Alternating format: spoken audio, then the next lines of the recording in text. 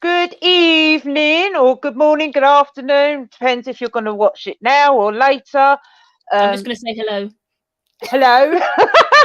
I am Laura-jayne, and we're joined by my co-host, Terry Brown. Hi, Terry. Hello. How you doing?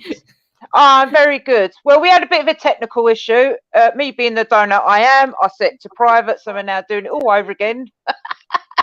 It was just a rehearsal. It's fine. It was a rehearsal. I'm definitely not meant to do technology. I am, technology stupid. The learning curve. But how's your week been? It's been a week, and we'll move on.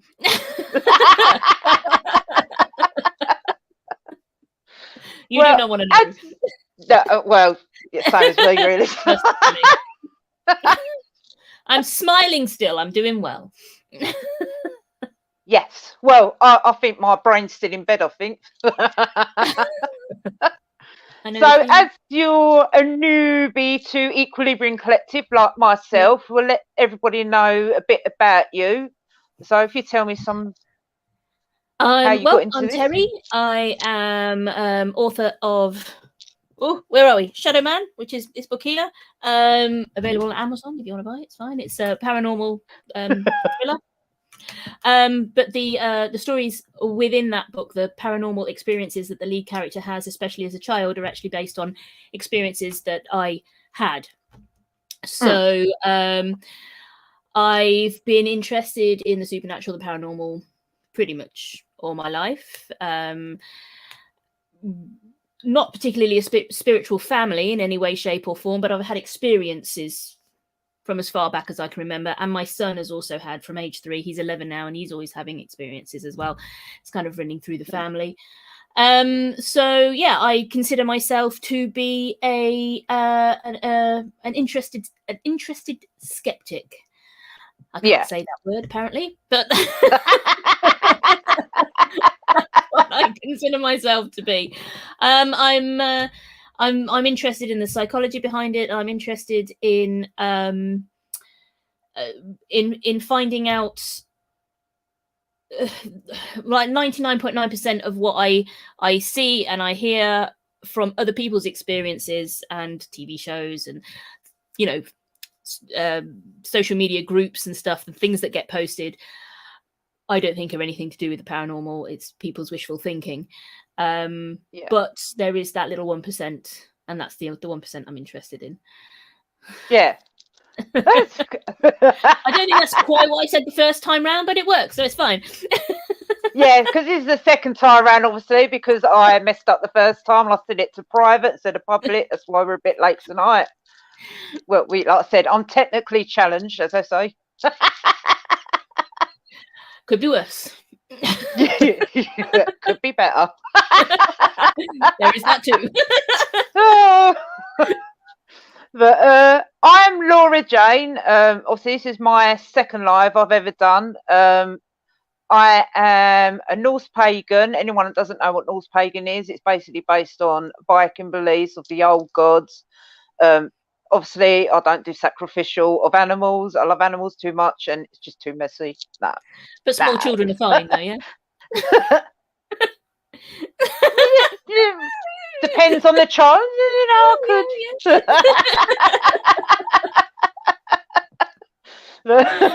Oh, hello, Jess. We've got some people here already. You're right, Jess. She's another member of Equilibrium Collective. If you ain't seen Jess, she does these amazing TikTok videos, which are really, really good. So love you, Jess. I love the videos you do. TikTok at the moment. I think I must be too old. No, never used it. I don't think I ever will. I could barely use Facebook. Struggle with that. I've had Kerry and Sarah trying to help me get through doing like the Equilibrium now. I've joined like how you paste and share and all that. I'm useless. But you're right, Jason. You're right, Simon. We've got a major bromance going on between these two, I tell you. And obviously, Jason is the one I did my interview with. Brilliant.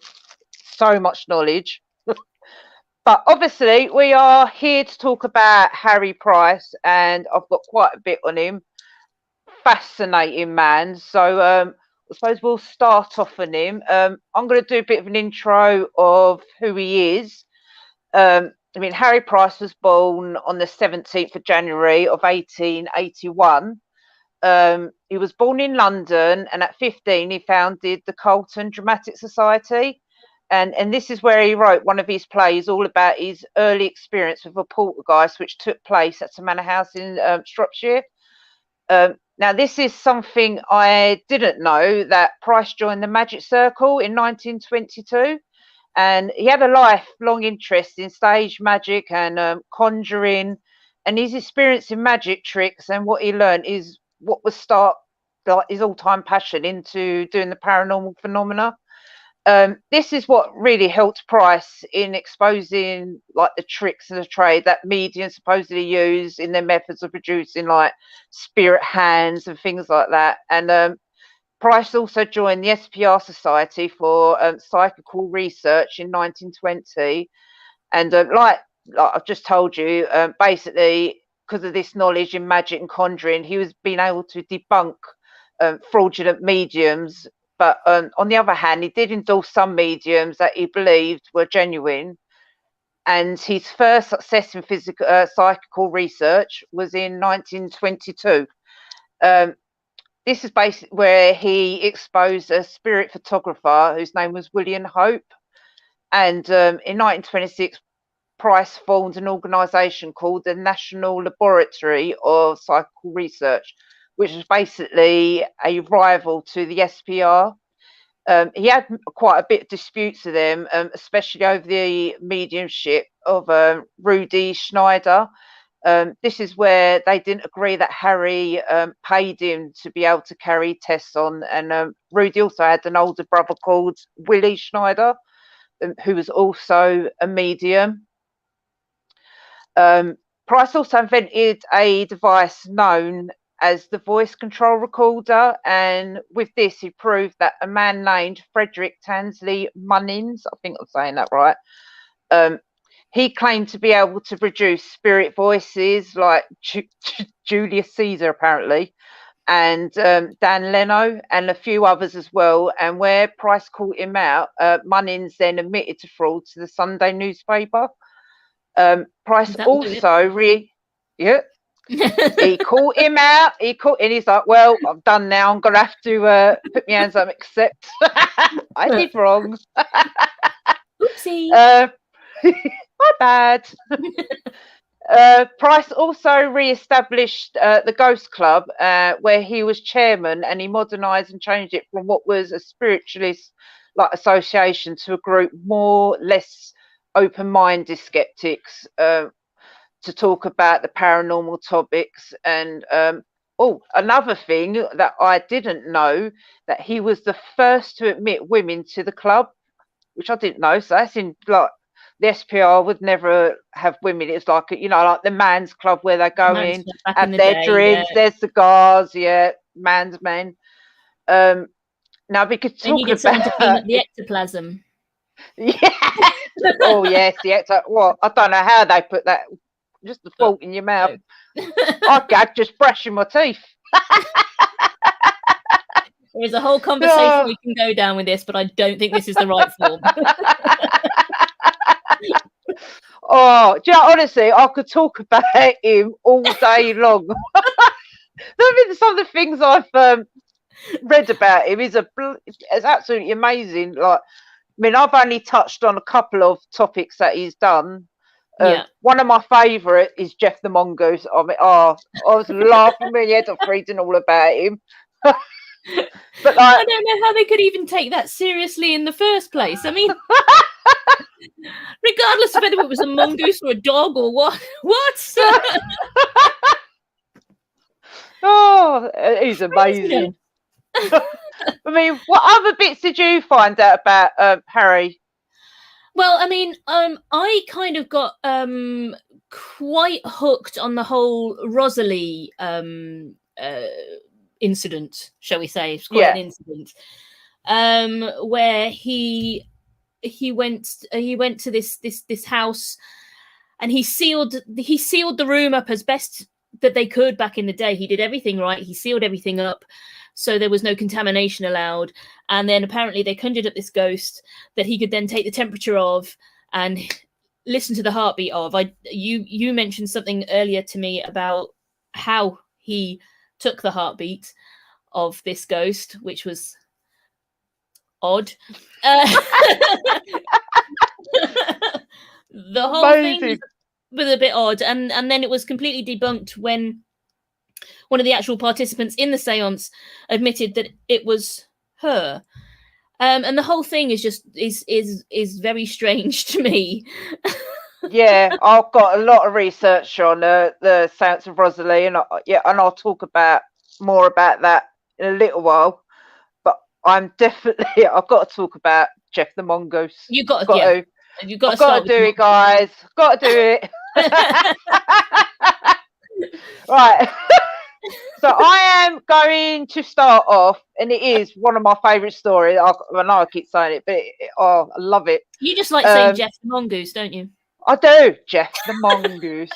Do you know, I literally thought a mongoose was a bird until I was like, oh, actually, I didn't know that. You learn something new every day. I was like, I thought it was a bird. And I read it. I was like, no, it's like a ferret type thing. Yeah, and a talking one, apparently. Was it? Is that right? They thought it was talking or something? Yes. Yes. You do. Were they eating funny-looking mushrooms? But I'd like some of them. Especially some nights we've had out. Oh, God. Don't get me started on the vodka. And so, God, I'll get in. Yeah. Let's stay on topic. We should actually probably mention that we know each other from a long time ago in another land far, far away. Yes, in a sunny Tenerife, as we called it, Tenerife. Yes, where vodka was our stable, and we don't remember too much of anything. No, there was a time I apparently got into a police car. Well, you told me that. I did. Oh, yes. I forgot about that. Yes, you did. You did a sexy dance with a policeman and then got into his car. Arrest me. Oh, happy days. Anyway, moving on. Moving on. Right, let's get back to Jeff. Right, so Harry Price, he investigated a case that got quite a lot of attention, and that is, as we know it, Jeff the Talking Mongoose. So before I start, I thought I'd give you all a bit of a quick background story of him. So it started with a family called the Irving family, and they had a farm at Cashin's Gap, I think that's how you say it, on the Isle of Man. There was James and Margaret, and then there was Boyery, I don't know how you say it now, I think I'm saying that right, which was their daughter. So this all started, and it was basically the family could hear scratching and rustling behind their wooden panels and their home, and apparently they said they heard noises that sounded like a dog or a baby. I mean, they sound similar, don't they, a dog or a baby? Yeah, or something absolutely. of animal, some kind of animal. And then one day, their noises stopped, and from behind the wall, they heard a voice, and this voice said, "Hello, my name is Jeff, and I am a mongoose." It's so brilliant. And then basically, he started telling them that he was born in New Delhi, India, and he was born in 1852. Did he have an Indian accent? Because that would have been even more hilarious if he'd said it with an Indian accent. Yeah. I'm not even going to try. I'm not even going to try and do the accent. And Boyery said that Jeff was as small as a rat with yellow fur and a large bushy tail. Jeff told the Irving family that he was an earthbound spirit and said, "I am a freak. I have hands and feet. And if you saw me, you would faint. You'd be petrified, mummified, turned into stone, or a pillar of salt." I mean, who knew Jeff was a poet? I mean, that's well, pretty... yeah, he was, and a Bible reader as well. I mean, I mean, he apparently guarded the house and let them know if guests approached, and was helpful in turning the stove off if they forgot to turn it off. I mean, he'd be pretty handy, wouldn't he? He was a house elf. Yes. What if he made shoes? You know what this reminds me of? There's an old song from, like, I don't know, the 60s or something, by Flanders and Swan, called the Gnu song. Because I'm a Gnu. Oh yes. It reminds me of this. Oh, who is it that used to say that? Well, the song is Flanders and Swan. I don't know who. I remember someone. That's it. It was on. Do you remember Jim Davison did Cinderella? Oh yes, yeah. And he had that. Oh, I can't remember the old man. He's going, "I was a canoe." Don't know why I thought of that. Oh, Laura, I've just noticed your mum's on, and we've been telling her stories about what we got up to in Tenerife.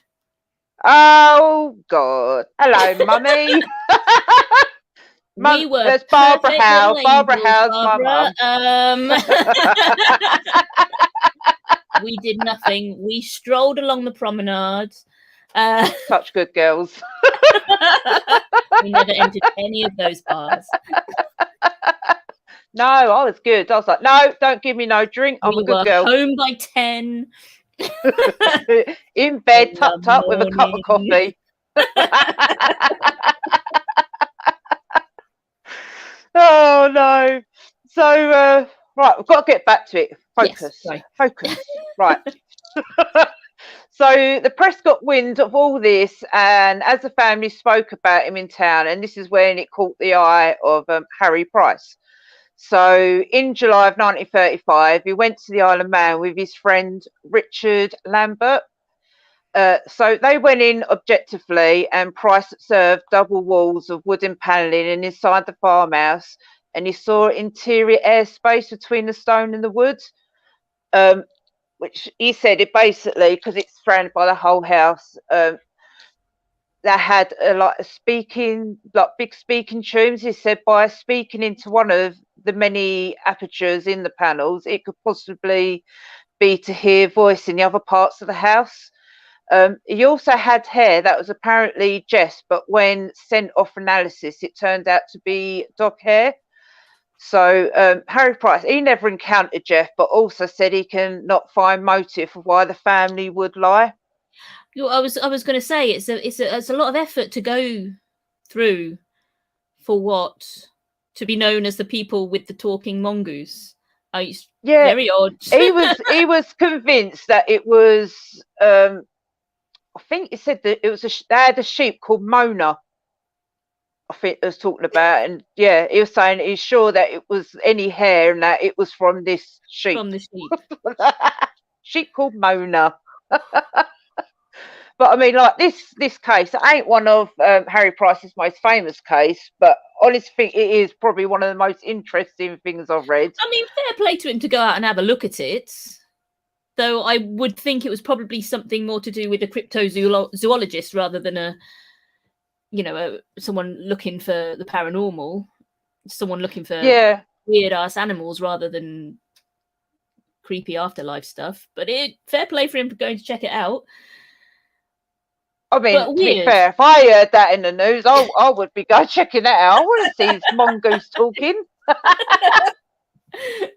I want to see a mongoose. Well, like I said, I didn't even know what a mongoose is, so I read it up, and I was like, I did not know that. Why? I thought it was a bird. I thought it was like a swan of some type. I don't know why I thought that. That would have been even weirder if it was a swan, though, and they found dog hair, because that's not even remotely the same. But he said apparently he had what do you call it, like a mould of this paw print, but it turned out it was a dog. Voiri, I don't even know if I'm saying her name right. So does that mean that they actually had a talking dog in their walls who was a liar? I mean, it's possible. I mean, how weird is that? You've got a mongoose apparently had hands and I mean, that is. Yeah, I mean, the whole thing Mind is very blown. strange. To be honest, with the investigate, I mean, I haven't looked really in depth into Harry Price. I've had a look at his life and everything because I'm very interested in the psychology behind things, and I'm very, very skeptical of people. Yeah. And his background, his life up until the point that he decided, actually, I'm going to be a paranormal investigator. I'm going to go and investigate all these things. Is very much about fiction. I think I read somewhere that he actually lied about where he was born. So even right from the get-go, let me see if I can find that little tidbit. He claimed his birthplace was Shropshire when he was actually born in London in the Red Lion Square on the site of the South Place Ethical Society's Conwell Hall. He lied a lot about himself and his life. And then he got into all this conjuring and magicianship, which is essentially the tricks that you need to pull the stunts off when you're trying to, as Ghost Hunter Jace has just said, dupe people. I think Harry was sadly duped by a lot of people, but I think he also played a lot of games himself. And unfortunately, when that happens, it all gets convoluted. And the stuff that he studied that was real and fact, and that he may have stumbled across stuff that actually was real scientific fact, but it all gets mixed up with all the bells and whistles, and you lose it. Which is really unfortunate because I think he did a lot of work and he pushed the science forward quite a way. Yeah. But there's all these questions because of his past. You can't solidify any of it. Yeah. I mean, yeah, it's great. I mean, he was a really respected, and he went into cases like how to debunk it, which is, I mean, he is classed, I mean, he's infamous. He paved the way for how we investigate now. Absolutely. I know at the end things got a bit messy, and he did. Shh, we do not talk about Baldy Manor. In Baldy Retreat, honestly, yeah. I did try and do some research on him today, and I just hit a block. I just hit a wall. I can't. But he's so interested the way he just went in, and he just went in to debunk. He's like, I'm going to prove that this isn't real, you're fake. And especially with mediums, he was so... Yeah, he knew where all the tricks were. Yeah. So he knew how to find them. Yeah. So this is exactly why scientific evidence should be sought, as mentioned in last week's show with myself, Sarah, and Kerry. Yeah. You got to go on scientific evidence, and that's what he did. And it's a shame, really, that the time that he was around, there wasn't much technology-wise to help him. I mean, he created quite a lot of the foundations of what we use today. But if he was around today with what we have today, he probably could have done a lot more. Yeah. Oh God, yeah, absolutely. Like I said, another thing like we've got to talk about in a sec is the science of Rosalie. I mean, that was crazy. That's mind-blowing, that is. I mean, yeah, just how there's so many holes in the story. There is.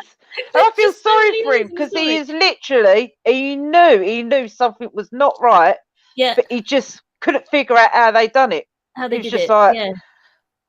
And he felt sorry because he knew that the mother of Rosalie was being duped as well. She, he's like, I don't get, but how could they do that to this woman?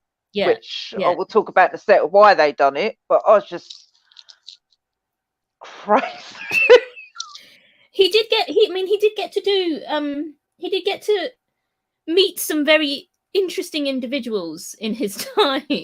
Oh yes, he did. I mean, he got to he travelled everywhere. I mean, God, the life he had. Yeah. Amazing. I will ask, guys, if you have any questions you want to ask us while we're like doing our talking and that, please ask us some questions or anything you want to know. We will answer. But while you're thinking of questions, I am now going to talk about the Saints of Rosalie. Yep. So when it comes to this case, there's quite a lot of interesting things that I've read about. So best thing to do is take you to the beginning of this and just see what all your thoughts are on it. Yeah. So basically, 1 week before Harry went to this location, he received a phone call from a woman who wanted to keep her identity a secret. So she was known as Mrs. X. She told Price that she has read articles about his work on debunking mediums and asked if he would like to join her on a private spirit circle at home. This is where they held weekly seances, and she claimed that she would guarantee that he would experience a spirit manifestation. But in order for him to attend their house, there were some conditions, and he had to keep the location and the people involved anonymous. But also, if he did accept, he would be given full control of the room. So the day he arrived, which was December the 15th of 1937, he was allowed to have a full look around the house. He met with the people who he'd be sitting through with this. And one of them was called Madame Z. She was a nurse, and during World War One, she lost her husband. But she also lost a 6-year-old daughter called Rosalie, who unfortunately she lost her life to diphtheria. And it was this girl that they have been communicating with, and apparently it took them about 6 months of doing these seances every week. And this is when, after that, they finally started getting communications with her. So to start this, Price went round the house by securing windows and doors and with tape, so to act like a seal. And when Price and the mystery group entered the room, he decided to remove all like the ornaments and the clutter from the room, and he then sprinkled starch powder in the hallway. He closed the door and he taped and sealed himself and everyone else in the room. He was then happy to proceed, as he knew no one could leave or enter without him knowing about it. So it was about 9:10. The lights were switched off and the room was in darkness. Also, there was Mr. X and Miss X, which was the 16-year-old daughter. And the other one was Jim. He was the younger brother of Mr. X, what they call Uncle Jim. And I believe there was one other, apparently a banker, who he assumed was only there because he liked Miss X, which is the 16-year-old daughter. So Mr. X basically, he got up, he turned the radio on, and then 5 minutes later turned it back off again, and there was some chit chat, and then suddenly Madame Z, she started crying. So Mrs. X, she leaned over and told Price that Rosalie was here, and Price realised there was someone or something close to him, because obviously he couldn't see anything because the room was pitch black. He didn't see anything, but he knew something had changed in the room, and there's also a strange smell that he didn't smell before. He heard shuffling of feet and then felt something touch him. And after a few minutes, Mrs. X asked Madame Z if Price could touch this supposed manifestation. He said this little girl felt warm to the touch and could also hear breathing. He estimated her height was about 3 foot tall. And now at this point, he's thinking if he had been tricked, then so as the mother of Rosalie, who of course is Madame Z. So anyway, Price checked her pulse and yep, it was there. He estimated that the heartbeat was about 90 beats to the minute. And then Price then asked for all the parties to speak to prove they were where they should be. He then used his place that shined a fluorescent light in. I think it's basically, they used a mirror and put this like fluorescent, I can't even say the word, fluorescent paint over it. Yeah. Fluorescent. And then so he was asked to start at the feet, and then he basically worked his way up and said she was really pale, but she did also look older than 6. This is when Madame Z asked for this to cease.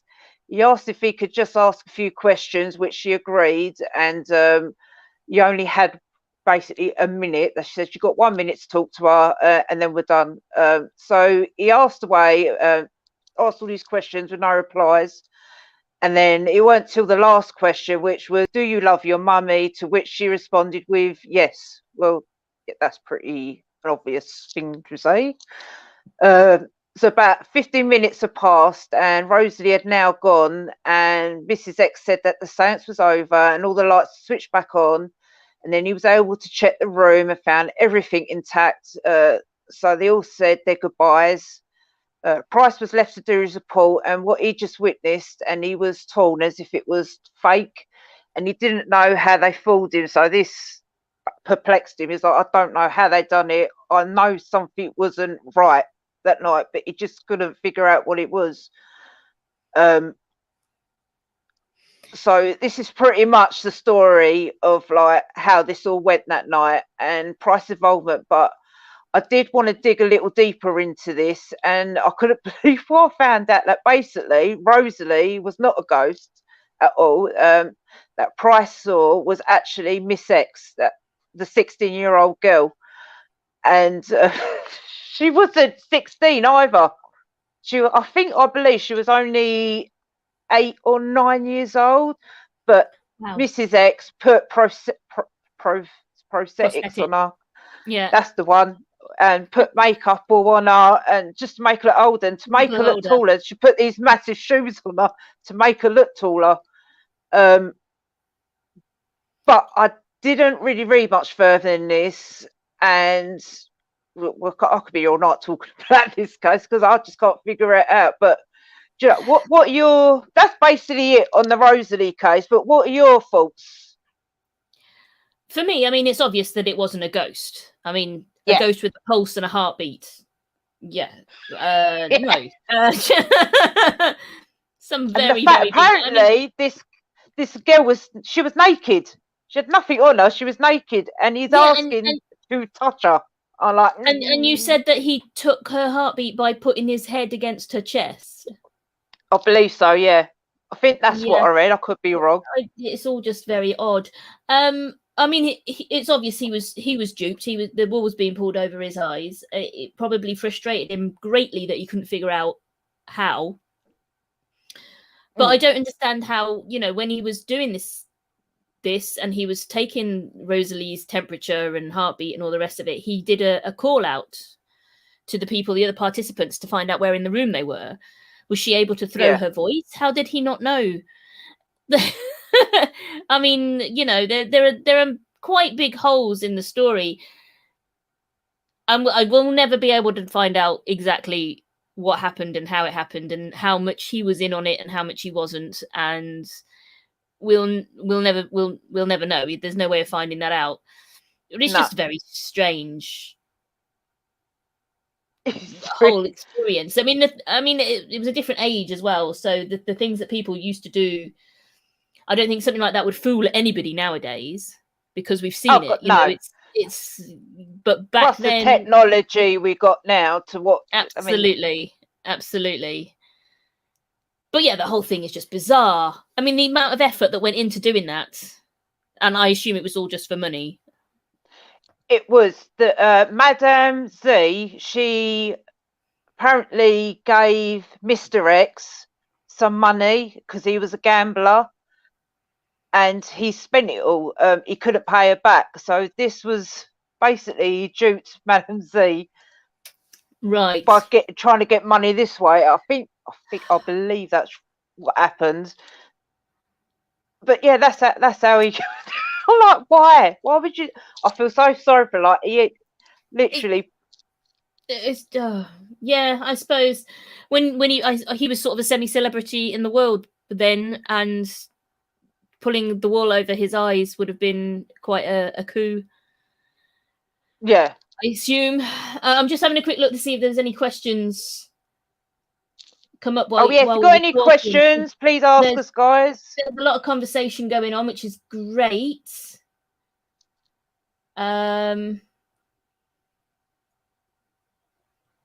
See if I can see it.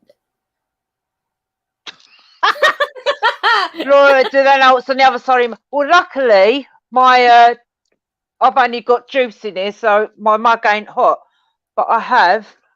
I used this mug when I was doing an interview with Jace. Oh, very nice. And if That's you a good mug.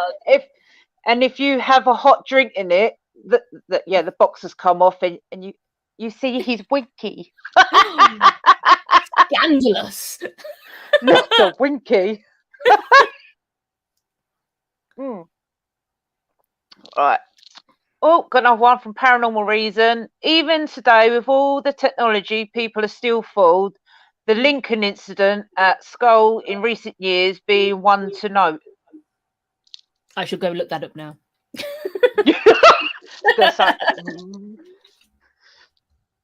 Simon Winky. So, well, I was trying to be a bit politically correct there, Simon. There's another question here from Jace. What's your favourite biscuit? It's a very important question. Bourbon. Is it Bourbon, the chocolate one? The chocolate ones, yeah. Is it Bourbon? Yeah, that's what you say. Anything chocolate. You wouldn't believe by looking at me, I don't like chocolate. Right, the Skulls experiment. You've got to look up, Terry. Experiment. Let me have a look. Skulls experiments. Scientific evidence for life after death. Ooh, that sounds interesting. Oh, that's the book. We don't want that. What did Mum write? Oh, so when my dad died quite a few years ago, I used to be able to feel him pulling the duvet up over me when I was upset. But there was no scientific proof, but I knew. Yeah, I believe in that.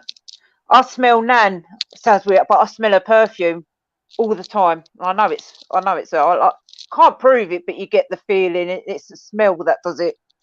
Like, always know when Nan, because her perfume. I love my Nan's perfume.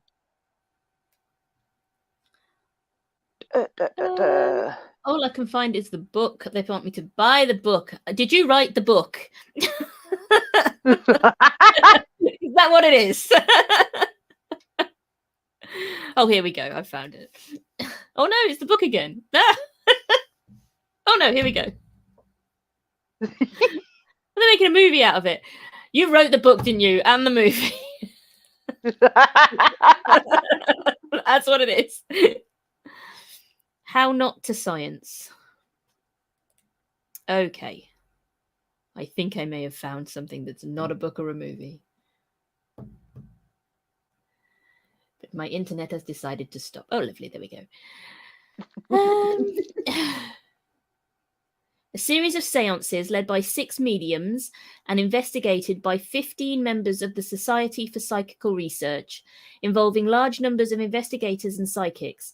It supposedly provided evidence of the existence of spirits, lights moving about in a darkened, closed room, photographic images appearing on film that had previously been sealed into secure containers, physical contact with invisible entities, tables lifting off the ground and voices coming out of nowhere, nor, it's claimed, was there any evidence of fraud.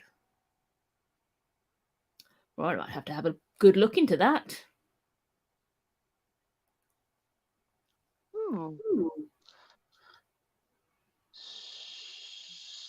So, with all the research you have done, is Harry a fake? No, I don't believe he is a fake. He was such an esteemed member going into this, and he did generally go in to disprove mediums, all the fakes. He wanted to debunk them and prove that what they did was fraudulent and making money out of it. And he was so fascinated by the paranormal that I can't think of the words, but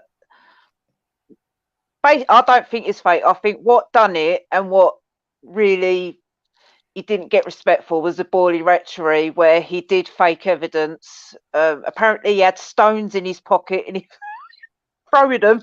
Throwing them He at Daily Mail thrown them at one. reporters. I mean, I don't blame him. I'd like to throw stones at Daily Mail reporters, but you know, I'm not going to claim a ghost did it. No, but I definitely don't think Harry Price was a fake. He was a fascinating man, and he did go into it open-minded. And no, I can't get the words out this time of night. Like my brain's shutting down. But no, he was very respected, and I believe in his work. And he basically set the path of how we investigate now. So I don't think we would be where we are in terms of how we investigate without his influence and what he done. If that makes sense. I've got to agree there with Laura. He was very influential and has paved the way for how we do things now. Where I disagree with Laura is I do think that he was a fake. I think he was a showman. I think he knew very much what he was doing. I think he knew how to market himself and what he was doing to get what he wanted out of life. That doesn't necessarily mean to say that the things that he achieved out of that were fake, because he did lay the foundations for how we investigate nowadays. I think the way that he went about doing things was correct. The way that he went investigating things was the correct way to go about investigating things. But I think that when he didn't find what he wanted out of a specific situation, he would work it so that it would become what he needed it to be. With the case of the mediums, I also think there was a little bit of favoritism. Don't like you, I'm going to prove you're fake. Okay, you're quite nice. I'll let you go. He was playing the crowd. He was very good at storyteller. He was very good at deflecting. He was a good showman. And I do think that a lot of evidence that he found was if not completely faked, but at least just smoothed over to be more than what it was. But that being said, he still is a very important part of the whole paranormal investigation, everything. Yeah. Absolutely. I wonder what would happen if a medium was present at the Rosalie case. They must have asked him to come by himself. No, they did ask, what's his name? Lambert. I just spoke about him, the Jeff Mongoose. He did ask if he could bring him. What, the mongoose? Oh, God. Well, that'd be good, wouldn't it? Yes, I bring me the talking mongoose. I think Richard Lambert, his name was. They did ask him if he could come, but I think by the time he got the telegraph to say he could, he said it was too late. It couldn't set up, so that's why he went on his own. Back then, no, I was like, what's the telegraph? Like people. Oh, it's like funny when you see people on TikTok that don't know how to use the telephones you have to go around. They're like, I didn't figure out there's like pressing it. I've purposely got one of them. I've got one of the old Bakelite phones. I purposely bought one because I just wanted one on my office desk. And I showed it to my kids who are now 10 and 11. I got this a couple of years ago, and they looked at it like I'd just shown them an alien spaceship. And I had to teach them how to use it, because if there's an emergency, they have to use it. And they're just like, and I'm like, no, you have to go all the way around. You have to watch the you have to go all the way around. I'm like, but it's not working. So you have to do the whole thing. Tell you what, if there's an emergency, just go next door.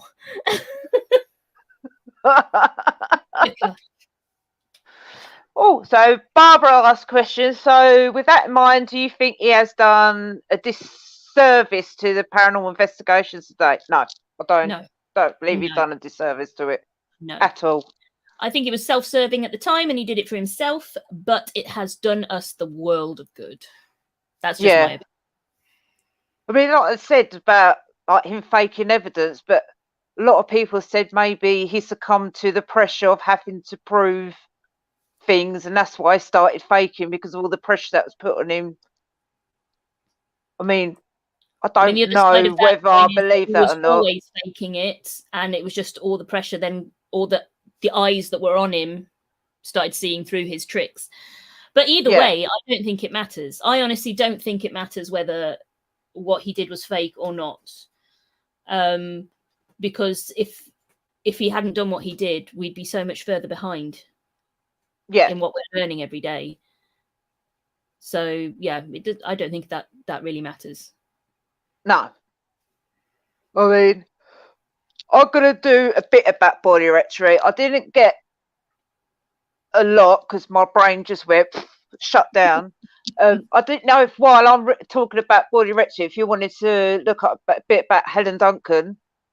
Yeah, I know a little bit Because about Helen that's Duncan. really Helen Duncan. I mean, fascinating woman. Her background and She was a Scottish medium, better known actually as the last person to be imprisoned under the Witchcraft Act of 1735. So she was actually put into jail for being a witch. yeah, But she was very famous for producing this ectoplasm, which is like a, if you don't know what, I suppose everybody near knows what ectoplasm is, but the photos that they've got of her, she's got like this stringy white froth coming out of her nose.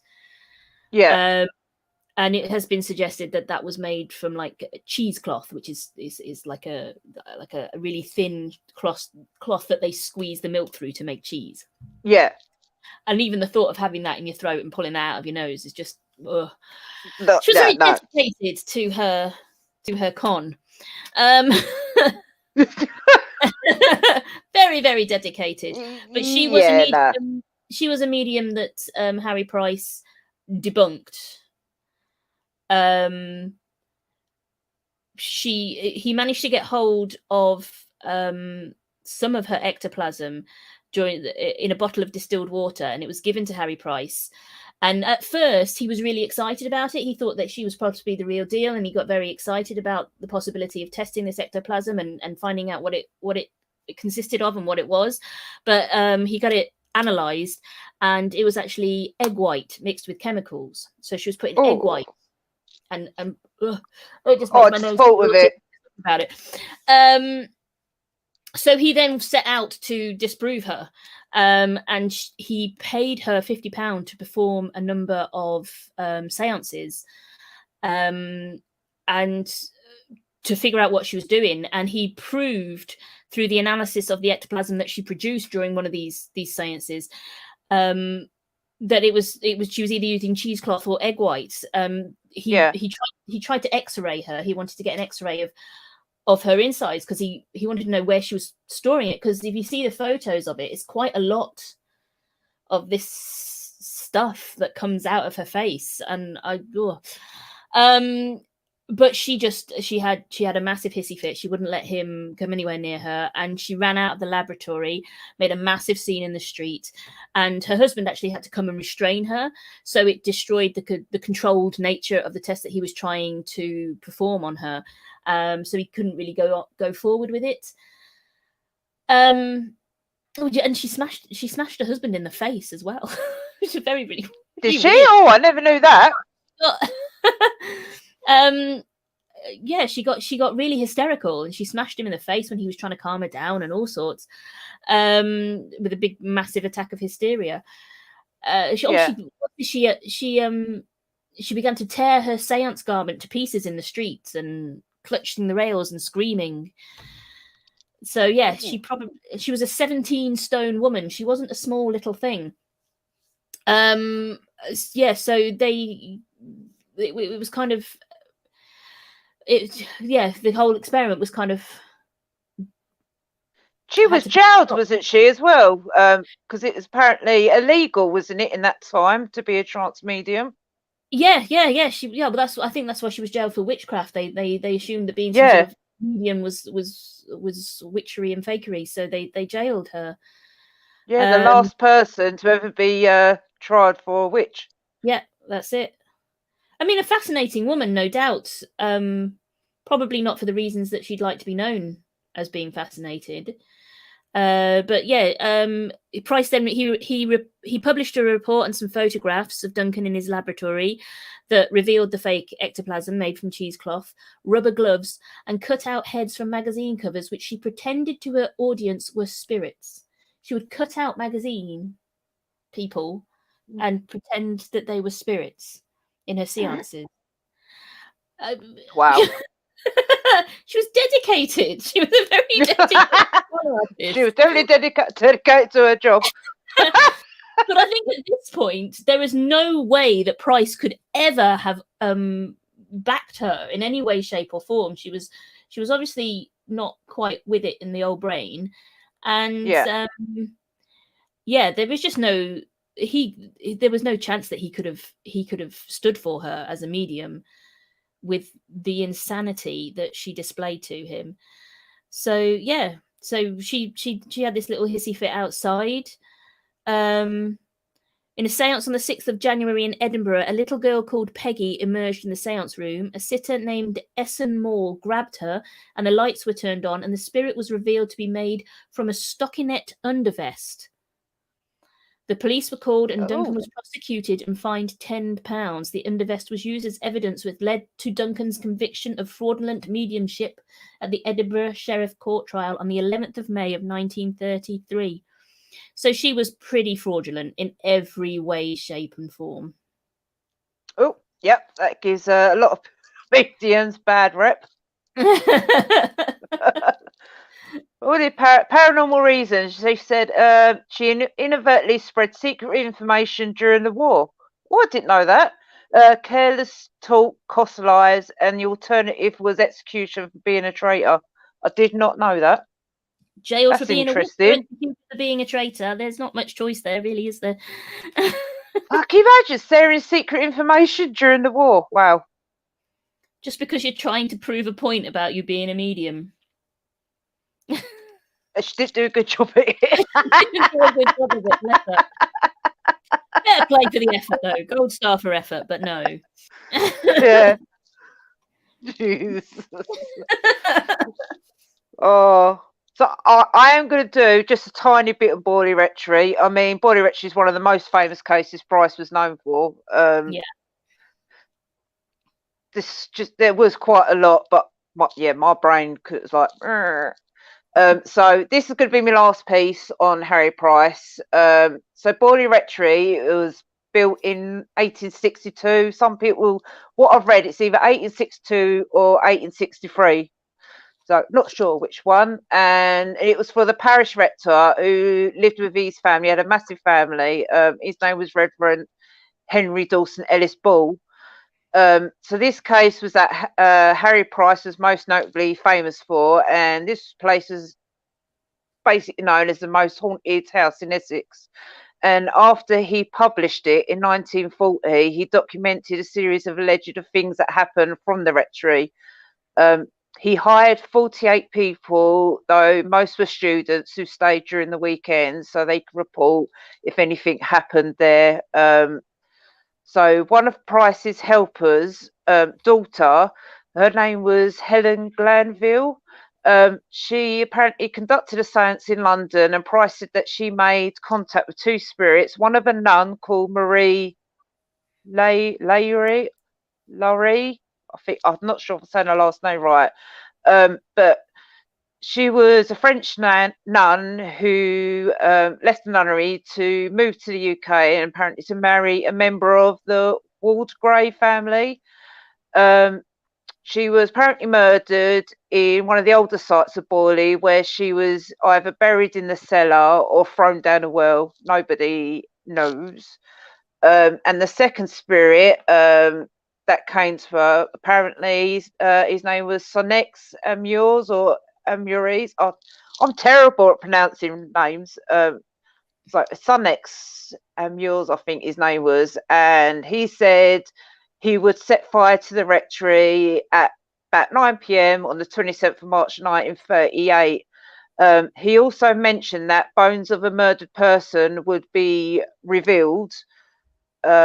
and Harry Price also said to have faked evidence of these hauntings, like I said about the throwing pebbles, and apparently one of the men said that they found he had pockets full of stones, pebbles, and that. That's basically how far I got on the Baldy Retreat. If anyone knows of anything, drop them in the comments. Be glad to know some more information that I haven't read. What did you get out of when the Baldy Retreat that you've read up on? Well, I looked at what happened afterwards. There was a cyclical researcher, John L. Randall, who wrote that there was direct evidence of dirty tricks played upon Price by members of the SPR. On October the 9th, 1931, a past president of the SPR, William Henry Salter, visited Baldy Retreat in an attempt to persuade the rector, Lionel Foister, to sever his links with Price and work with SPR instead. And after Price's death, Eric Dingwall and Trevor H. Hall and Kathleen M. Goldney, 3 members of the Society for Cyclical Research, 2 of whom had been Price's most loyal associates, investigated his claims about Baldy and their findings published in a book which you can still buy today, concluding that he had fraudulently produced some of the phenomena. It stated that many of the phenomena were either faked or due to natural causes such as rats and the strange acoustics attributed to the odd shape of the house. When analysed, the evidence for haunting and poltergeist activity for each and every period appeared to diminish in force and finally to vanish away. So they kind of went in afterwards and debunked everything that Price said was there, but there is some question as to their motives for doing that. Yeah. So other than what he got caught red-handed doing, as in throwing rocks at the Daily Mail reporter and claiming a ghost. Yeah, I mean, it's the problem is because it was so long ago. I mean, it's not that long ago, but it was before people used to record everything in the manner that they record it now. Yeah. And in the late 30s, early 40s, there was other things going on, like the war, and they were a bit busy. And I don't know, there's just everybody. There's just so much that can be said for both sides of the story. I mean, it's obvious that he did fake quite a lot of what happened there. And yeah, it wasn't the most noble ending to his career, to be fair. Yeah. It's a bit unfortunate. But I mean, it's been debunked by quite a few people. Bless him. I mean, yeah, apparently the most haunted location in Essex or England, I'm not quite sure which one. And it's not haunted at all. Nothing was really found. It's basically just hearsay, people saying they've seen rats, a nun walking around the ground, and other things happening. I mean, I think what I read up is Harry Price said about he was experiencing poltergeist activity. All this activity was happening when he was there. And then when he left, nothing ever happened. Nothing happened. So everyone's gone and go, well, we never experienced this. There was none of these hearing voices or seeing apparitions and that. Yeah, it's well, I mean, like I've already said before, I think Harry was a interesting, eclectic man.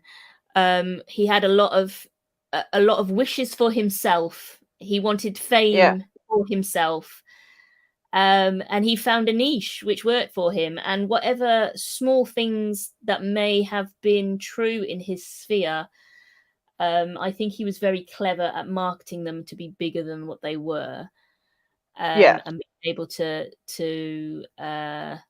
work the room, I guess. And I think just with Baldy Manor, he got caught. Yeah. Oh yeah, he got caught big time. Yeah. He just ran out of luck at that point. because all eyes were on him at that point. He'd got to a point where he was that famous, whatever he did got fully investigated. I don't think he probably factored that into his whole, plan. Yeah. And he got caught, which, but like I said, I don't think it really matters. Because no, I mean, he's still respected to this day for what he'd done. And like I said, he was the first ghost hunter. He paved the way for, like I said, we investigate now, whether you like him or not. You've got to respect the stuff he did. He's the granddad. He is. So, I can't believe we've already done an hour. We're done. What, you and me gassing? Only an hour? So I would like to say thank you to all and everybody that has joined. Also, next week we have Kerry and Sarah talking about the Fox sisters. The week after, me and Terry haven't quite decided what we're going to do yet, but as soon as we do, we will create the event and post it so you can all see. If you haven't already, please subscribe to our YouTube channel, Equilibrium Collective. Like our page, which is Equilibrium Paranormal UK. We've got it's a tongue twister, these. La la la la. Easy, it's fine. Yeah. Well, I would like to say. Oh yeah, that's good, Simon. I'm terrible. I've not even bought your book yet. I really want to read it. Oh. You're doing the second one, aren't you? I know you said about writing up. I'm working on the second one, and I'm working on turning this into a screenplay for a TV series. I've got someone mildly interested in it if I can get it done in time. So that's amazing. British supernatural, here we come.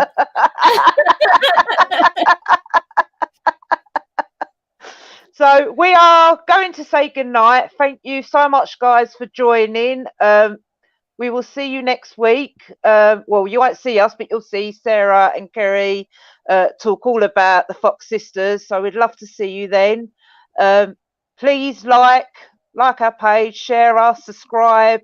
Because if you subscribe, you'll get notifications for when we go live. And thank you so much, guys. You all stay safe, and we'll see you in 2 weeks. And bye, everybody. Thank you for joining. Much love.